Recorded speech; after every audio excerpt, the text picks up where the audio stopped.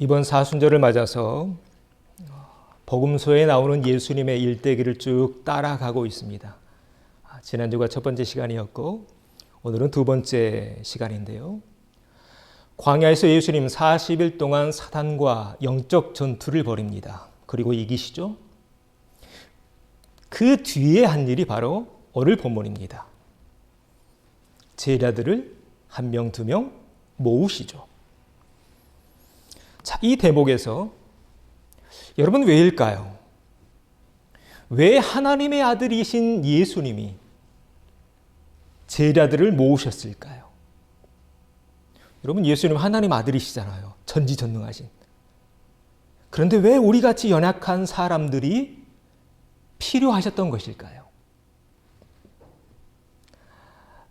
좀 더 나아가서 왜 오늘날 21세기에 저와 여러분을 이 교회라는 공동체에 모이게 하셨을까요?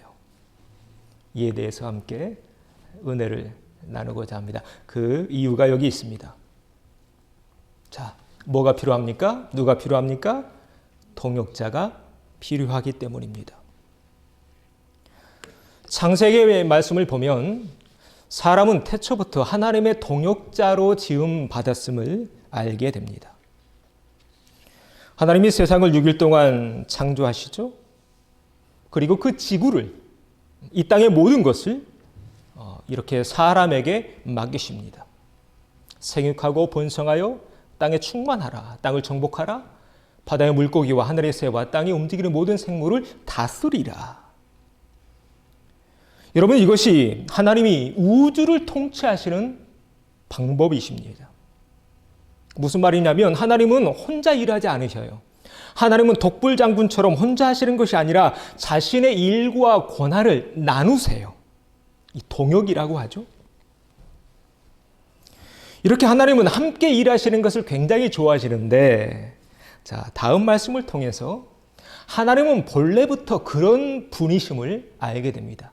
창세기 1장 26절, 우리의 형상을 따라 우리의 모양대로 우리가 사람을 만들고 그들로 바다의 물고기와 하늘의 새와 가축과 온 땅과 땅에 기는 모든 것을 다스리게 하자. 하나님이 하시는 말씀이죠. 그런데 계속 어떤 단어가 쓰이고 있나요? 우리라는 단어가 쓰입니다. 자, 왜 우리일까요? 하나님은 어떻게 존재하시나요? 성부, 성자, 성령, 삼위일체로 존재하시기 때문에 그렇습니다. 그래서 이 창세기 1장 26절에 이 말씀에 쓰이는 히브리어 단어를 보면 엘로힘이라는 단어가 쓰입니다. 이 엘로힘은 항상 복수예요. 단수가 아니라. 이를 통해 우리가 하나님에 대한 속성을 알게 되는데 하나님은 함께 하신다는 거예요. 동역하신다는 겁니다. 그래서 창세기 1장 1절을 보면 이런 말씀이 나오죠. 태초에 하나님이 천지를 창조하시니라. 땅이 혼돈하고 공허하며 흑암이 깊음 위에 있고 하나님의 영은 수면 위에 운행하시니라. 자, 창세기 1장 1절 2절인데요. 그 다음 3절이 나오죠. 3절은 뭔가요? 말씀으로 빛이 있으라 하시죠. 자, 여기에 성부, 성자, 성령, 삼일체 하나님이 함께 나옵니다. 성부 하나님이 이 우주 만물을 창조하실 때 성령 하나님은 어디 계셨나요? 수면 위를 운행하고 계세요. 그리고 성자 예수님은 말씀 속에 말씀으로 함께하고 계시죠. 이를 사도 요한은 요한복음 1장 1절에서 이렇게 해석합니다. 태초에 말씀이 계시니라. 이 말씀이 하나님과 함께 계셨으니 이 말씀은 곧 하나님이시라. 중요한 것은 뭐냐면 이런 말씀들을 통해서 우리가 봐야 되는데 하나님은 동역하시더라는 것입니다. 저 천상의 세계에서는 삼위일체의 신비 가운데 동역하고 계시고 이 땅에서는 사람과 하나님은 함께 동역하고 계시다. 이것이 하나님이 우주를 통치하시는 원리이고 지구를 운영하시는 하나님의 원리인 것입니다. 그래서 성경 말씀을 보면 하나님이 가끔 탄식하시는 장면이 나오는데요. 대표적으로 이사야 6장 8절에서 하나님이 이렇게 탄식하시죠. 내가 누구를 보내며 누가 우리를 위하여 갈고, 여기 또 우리가 나오죠. 복수입니다. 지금 하나님의 탄식이에요. 여러분, 이사야 선지자가 살고 있을 때 왜 하나님이 이렇게 탄식하고 계셨을까요? 사람이 없는 것입니다. 어떤 사람? 하나님과 함께 동역하는 사람. 다 떠나는 거예요. 다 자기 멋대로 살려고 하고 하나님 없이 살려고 하고. 그래서 하나님이 이사야 시대에 탄식하시죠. 그런데 다행히 누가 하나님의 이 탄식에 응답했나요? 이사야가 응답합니다. 그래서 성경을 보면 성경은 어떤 역사냐면 하나님의 탄식과 그 하나님의 탄식에 응답하는 사람들이 함께 써가는 역사가 바로 성경입니다. 이에 대한 예가 참 많은데요. 창세기 12장에 보면 하나님이 이제 아브람을 부르시죠. 여러분, 이 말씀 너무나 잘 알고 있잖아요. 창세기 12장 1절과 2절. 하나님이 아브람을 부르셔요. 그런데 창세기 12장 1절이 나오기 전에 어떤 장면이 있습니까? 창세기 11장에 바벨탑 사건이 나와요. 이 바벨탑 사건과 이 아브람을 부르시는 창세기 12장의 사건은 이 시간 간격이 굉장히 넓어요. 왜일까요? 하나님이 창세기 12장에서 아브라함에게 이렇게 말씀하시죠. 너는 너의 고향과 친척과 아버지의 집을 떠나 내가 너에게 보여줄 땅으로 가라. 내가 너로 큰 민족을 이루고 내게 복을 주어 내 이름을 창대하게 하겠다. 너는 복이 될 거다. 이런 조건을 낼 것입니다. 자, 그런데 하나님이 이 시대에 아브라함에게만 이 조건을 낼 것이었을까요? 하나님이 아브라함만 부르셨을까요? 저는 그렇게 생각하지 않습니다. 하나님은 바벨탑 사건 이후에, 여러분, 바벨탑 사건이 그런 사건이죠. 하나님이 높아지려고 했잖아요. 하나님까지. 그러다가 뿔뿔이 흩어지죠. 바벨탑 사건 이후에 하나님은 사람을 찾고 계셨습니다. 하나님은 아브람만 부르시는 게 아니라 그 이전에도 많은 다른 아브람들을 부르셨을 것입니다. 중요한 것은 그 부름에 예스라고 응답했던 사람은 아브람, 바로 그 한 사람이었다는 사실입니다. 그래서 창세기 11장과 12장은 그렇게 역사적으로 긴 시간의 간극이 있는 것입니다. 지금 나누고 있는 말씀의 요지는 뭐냐면 하나님은 항상 이렇게 사람을 필요로 하시더라는 것입니다. 그래서 여러분, 성경을 보세요. 성경에 하나님 시시때때로 사람을 찾죠. 창세기에서 아담, 아브라함, 그 다음에 족장들, 출애굽기에서는 모세 찾으시죠. 그 다음 사사시대 수많은 사사들, 사무엘도 찾으시고 이사야도 찾으시고, 이렇게 하나님은 시대마다 사람을 찾으시는데, 그리고 그 하나님의 부름에 응답하는 사람들이 나오는데, 그렇게 하나님의 부름에 응답한 사람들을 우리가 뭐라고 부르냐면 성경은 이렇게 부르고 있습니다. 우리는 하나님의 동역자들이다. 하나님의 동역자. 자, 오늘 본문에서 예수님이 제자들을 찾으시고 부르신 이유가 바로 여기 있습니다. 성부 하나님에게 동역자가 필요했듯이 성자 예수님에게도 동역자들이 필요했기 때문입니다. 확실히 믿기는 오늘 영상으로 이 귀한 예배에 들어오신 모든 우리 형제자매 여러분, 여러분이야말로 이 마지막 때에 하나님의 동역자들인 줄로 믿습니다.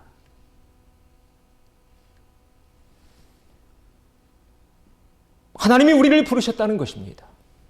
여러분, 가정도 마찬가지죠. 수많은 남녀가 있는데 왜 딱 지금 여러분 같이 살고 있는 그 남자, 그 여자 만나서 한 가정을 이루게 하셨을까요?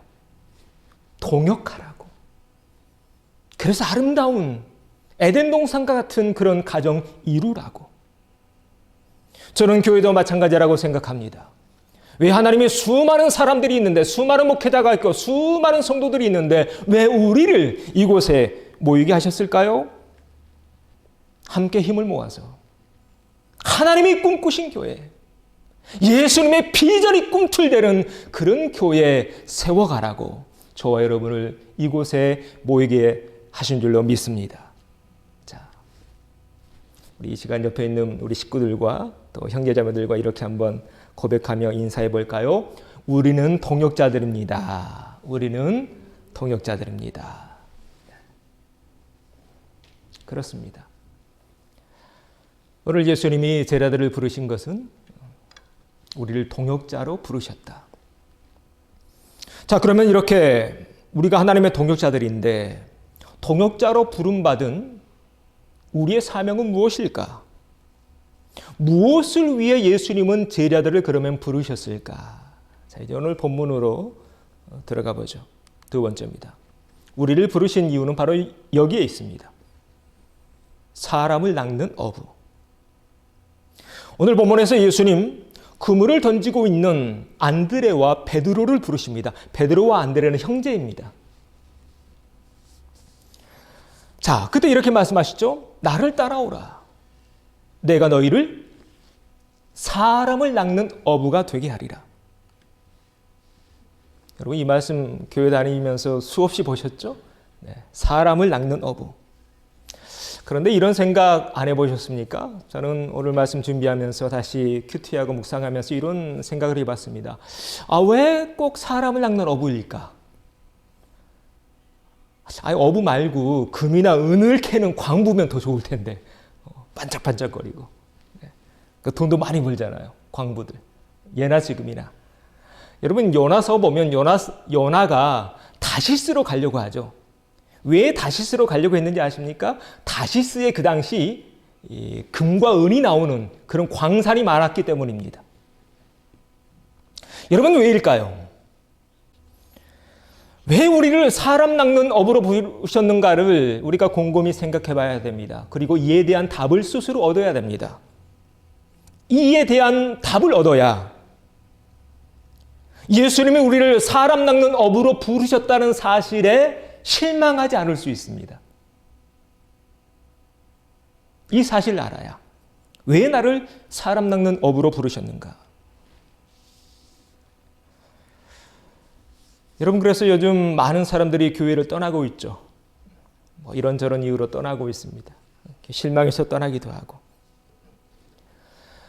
예수님이 왜 나를 사람 낚는 어부로 부르셨는가를 알아야 이 마지막 때에 우리가 믿음 지키며 교회 지키며 신앙 지키며 살아갈 수 있습니다. 여러분 왜일까요? 왜 예수님 우리 모두가 사람 낚는 어부 되는 걸 원하셨을까요? 그 이유가 이 말씀 속에 있습니다. 마태복음 18장에 잃은 양에 관한 이야기가 나옵니다. 양 100마리가 있었어요. 그런데 한 마리 잃어버렸어요. 열심히 찾으러 다니죠. 자, 그 다음 말씀 보니까 이런 말씀을 하셔요. 진실로 너에게 이르노니 만일 찾으면 길을 잃지 아니한 99마리보다 이것을 더 기뻐하리라. 기뻐하리라.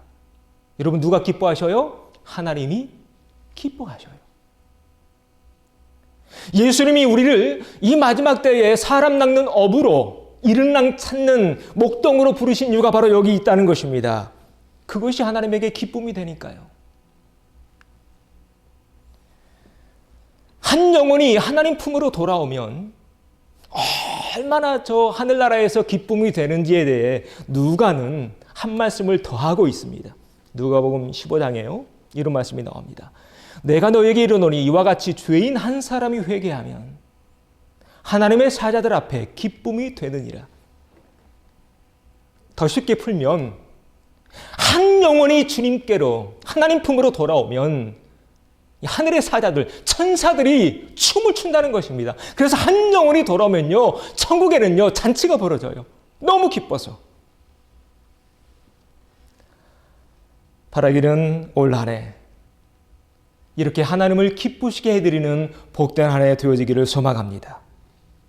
올 한 해 하늘의 천사들이 춤추게 되는 그런 한 해 되어지기를 소망합니다. 여러분 그러려면 우리가 입을 열어야 됩니다. 복음을 전해야 됩니다. 말씀에 있는 여러분 그 말씀 잘 아시죠?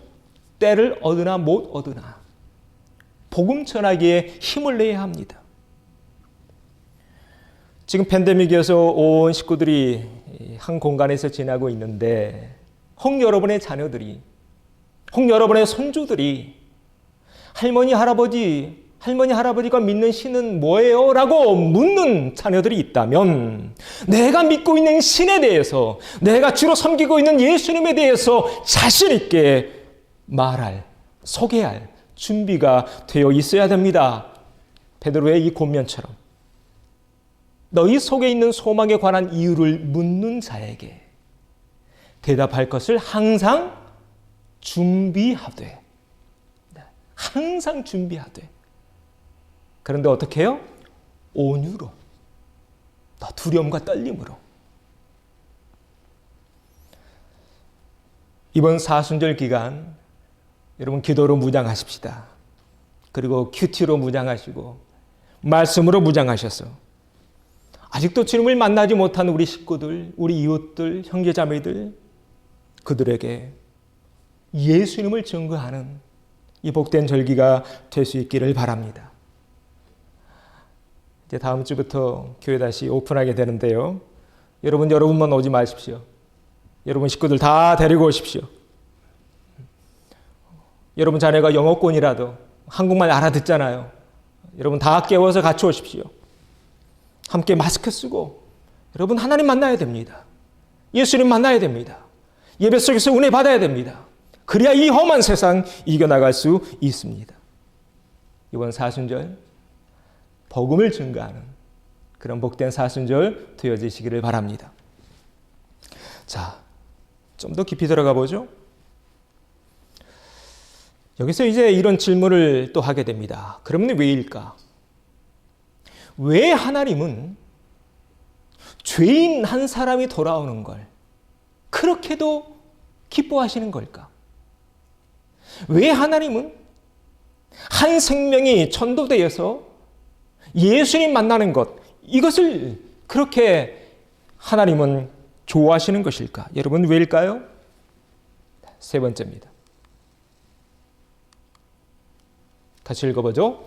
이 세상에서 가장 귀한 것은 사람이기 때문에 그렇습니다. 여러분 어떻게 이 명제에 좀 공감이 되십니까? 제가 왜 이 질문을 여러분에게 드리냐면 오늘날 우리가 살고 있는 시대는 이 명제로부터 점점 멀어져 가고 있기 때문에 그렇습니다.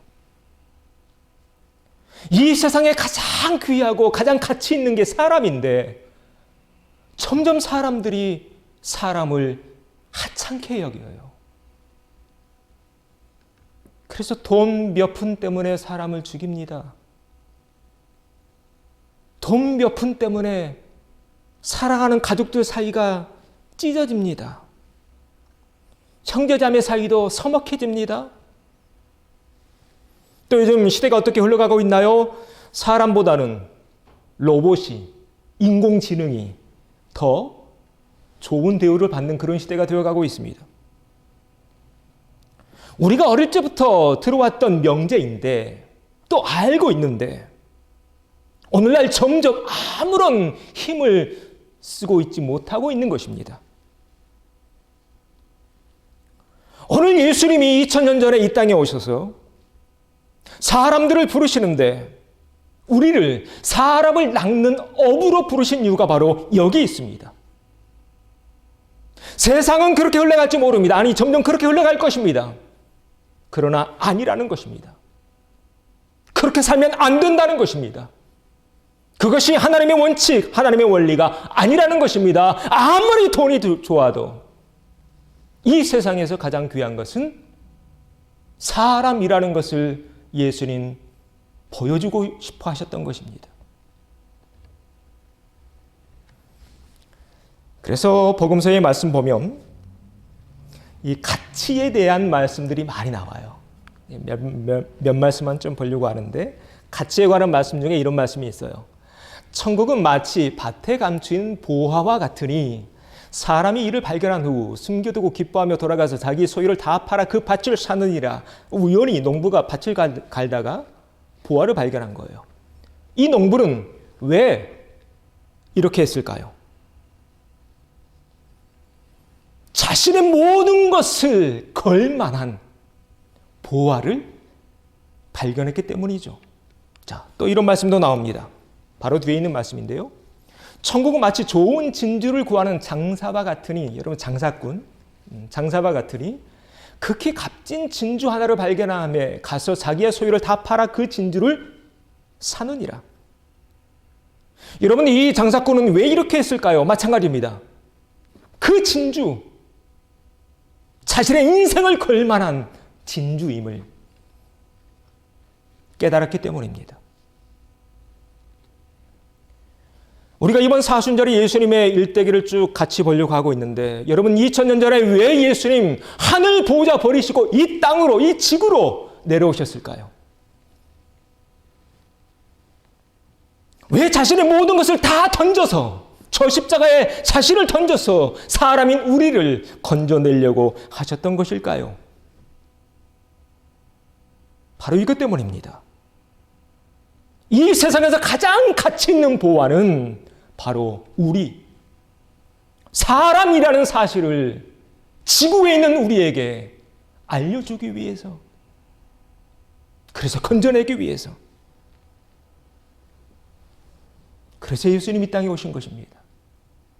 그리고 십자가에 달리시죠. 자, 그런데 혹 우리 가운데 이런 질문이 생기는 분이 계실지 모르겠습니다. 과연 사람이 그렇게 가치 있는 존재인가? 여러분 어떻게 생각하십니까?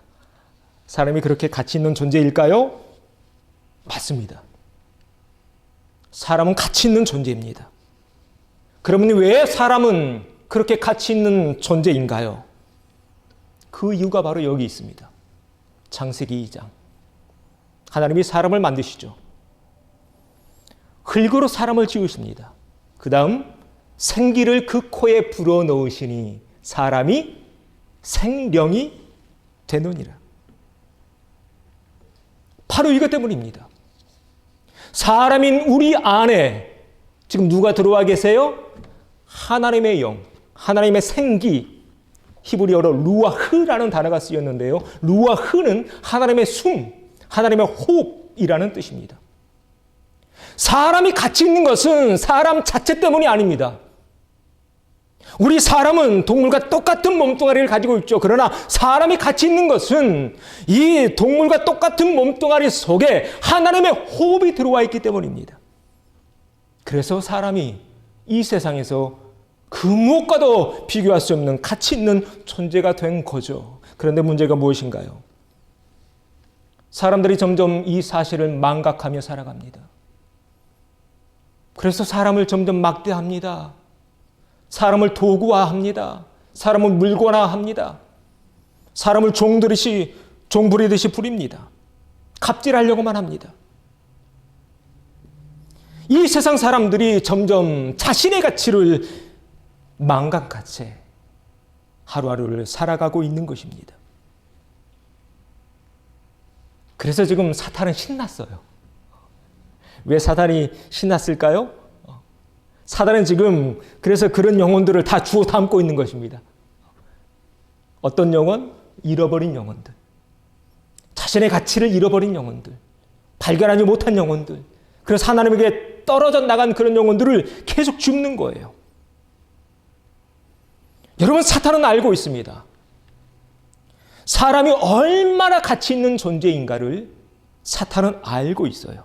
여러분, 지난주에 우리가 예수님의 광야 시험을 함께 나눴잖아요. 그때 사단이 예수님 찾아와서 이렇게 유혹하죠. 세상 만국, 열국을 다 보여주면서, 좋은 거 다 보여주면서 나에게 한 번만 저라면 다 줄게. 여러분, 그런데 한번 생각해 보십시오. 이 지구에 있는, 열국에 있는 걸 다 보여주는데 이 지구에 있는 것, 그것이 정말로 진짜로 좋은 것이었다면, 진짜로 가치 있는 것이었다면 사탄이 그걸 예수님에게 주었을까요?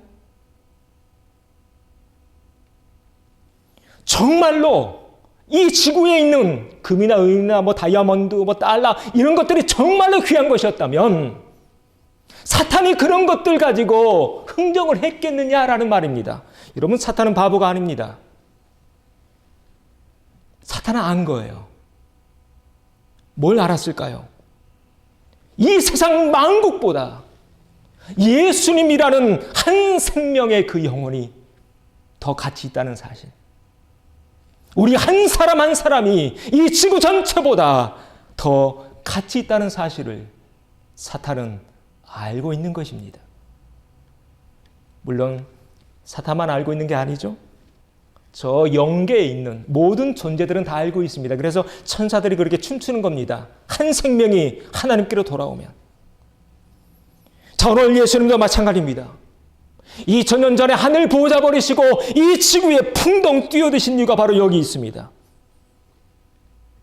그리고 우리를 사람 낚는 업으로 부르신 이유도 여기에 있습니다. 사람이 가장 귀하니까요. 사랑하는 형제자매 여러분, 기억합시다. 사람이 가장 귀합니다. 아멘. 사람이 귀하다는 사실을 알아야, 하나님이 사람을 얼마나 귀히 여기신다는 것을 알아야 사람을 낚는 어부가 될 수 있습니다. 이 사실을 깨우쳐야 지금 옆에 있는 가족들이 얼마나 귀하고 가치 있는 존재인지 느끼며 살 수 있습니다. 이 사실을 알아야 지금 한 몸 이룬 이 공동체 안에서 옆에 있는 형제 자매들이 얼마나 귀한 분들인지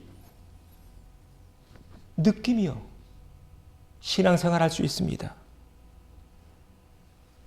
우리가 이 사실을 모른다면 나도 모르는 사이에 물질 때문에 관계가 깨지고, 명예나 권력 때문에 사람에게 상처 주고, 나도 모르는 사이에 사람 중심이 아닌 일 중심의 사람이 되어 갈 것입니다. 우리 교회 홈페이지를 잠깐 보여드리려고 합니다. 여러분 다 들어가 보셨죠? 네. 우리 교회 홈페이지입니다. 제가 부임해서 제일 먼저 한 작업이 이것이었습니다. 우리 교회에 교족이 없는 분들이라도 오늘 영상으로 예배 드리고 있는 분들은 아마 한 번쯤은 우리 교회 홈페이지에 다 들어가 보셨을 것입니다. 그런데 여기에 우리의 비전이라는 코너가 있습니다. 거기에 제가 3가지 비전을 적어놨습니다. 첫 번째는 예수님이 우리의 비전이다. 두 번째는 사람이 우리의 비전이다. 세 번째는 교회가 우리의 비전이다. 자, 그 가운데 이 두 번째 사람에 관한 말씀을, 사람에 관한 비전을 읽어드리려고 하는데요. 하나님의 꿈을 품고 이 땅에 오신 예수 그리스도는 십자가 위에서 자신의 모든 물과 피를 흘리십니다. 예수님의 비전은 바로 우리 사람을 멸망에서 구원해내는 것이었으니까요. 이를 위해 예수님은 사람에 대한 공부를 게을리하지 않으셨습니다. 목수의 아들이셨던 예수님, 농부의 삶을 아셨고, 또 남성이셨지만 여성의 삶을 이해하셨으며, 성인이셨지만 어린아이의 마음을 살피셨고, 건강한 몸을 가지고 계셨지만 약하고 병든 이의 고단함을 알고 계셨습니다. 사람을 알아가고 사람에게 다가가는 일이 점점 쉽지 않은 시대가 되어가고 있지만 우리는 결코 사람을 포기할 수 없습니다. 예수님의 비전이 사람임을 복음서를 통해 알게 되니까요. 우리의 비전이라는 코너에 어떤 비전들을 적어 놓을까 한동안 기도하면서 준비한 내용입니다. 여기에 뭐 숫자나 크기나 뭐 규모나 이런 것들을 써 넣을 수도 있었지만 20여 년 목회하면서 깨달은 것이 하나 있습니다. 하나님께서 원하시는 진짜 비전은, 예수님이 이 땅에서 이루고자 하셨던 진짜 참 비전은 바로 우리 사람이라는 사실입니다. 오늘 예수님 우리에게 이렇게 말씀하십니다. 나를 따라오라. 내가 너희를 사람을 낚는 어부가 되게 하리라.